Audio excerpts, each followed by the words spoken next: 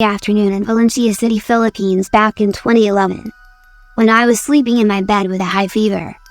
Due to catching the flu, my mom was sleeping next to me in bed. Because she was taking care of me and made sure I took my meds on time. As I was snuggling in my sheets, I slowly hear someone whispering in my ear from a distance. I opened my eyes with my heart beating so fast, and I was trying to move my body, but to no avail.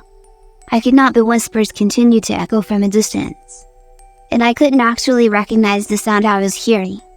Like it was all just a bunch of random words. Just then, the whispers came even closer to my ears, and I was panicking so bad, thinking, what is going on?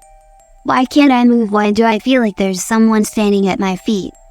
I got a very weird tingly sensation run down my spine, when I finally felt like something was actually whispering, with its mouth an inch closer to my ear.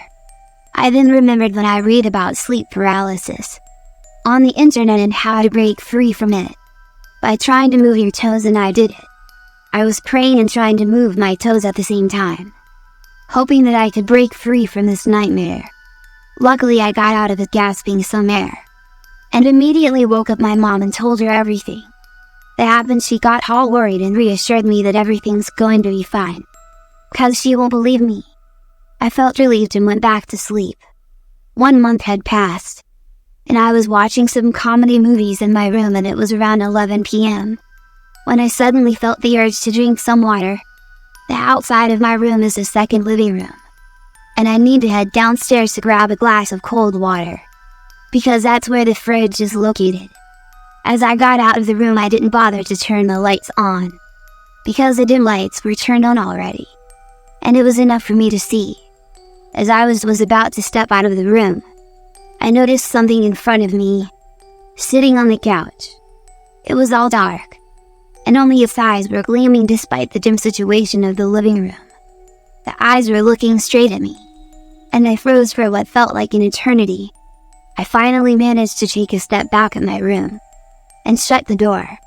I forgot to mention that both my mom and dad were with me in my room, watching the movies as well, and they both stood up from their seats in shock because of the horror and emotion that I displayed my face. I eventually moved on from that situation and forgot about it. Year 2016, when I graduated from college and went to SIU City for my review in preparation for the upcoming board examination. That year in November, I was living with a bunch of friends and classmates in a pretty decent house that we rented for the time being while we were having our review. It was all fun till one afternoon, while I was sleeping, there was this familiar sensation that I felt that made my eyes to open widely. The same dark figure was standing right at the corner of the room, only that time I could see it clearly, and it was trying to reach me with its long, pointy hands. Again, I couldn't make myself move. I closed my eyes and kept them shut for 5 minutes, and prayed to God for that hellish creature to be gone. Thankfully, I got out of it again. I still get some occasional sleep paralysis at times.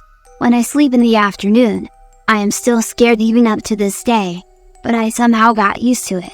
All I can say is, even if you're scared to face your demons, you just have to stay tough and keep praying. God is always in.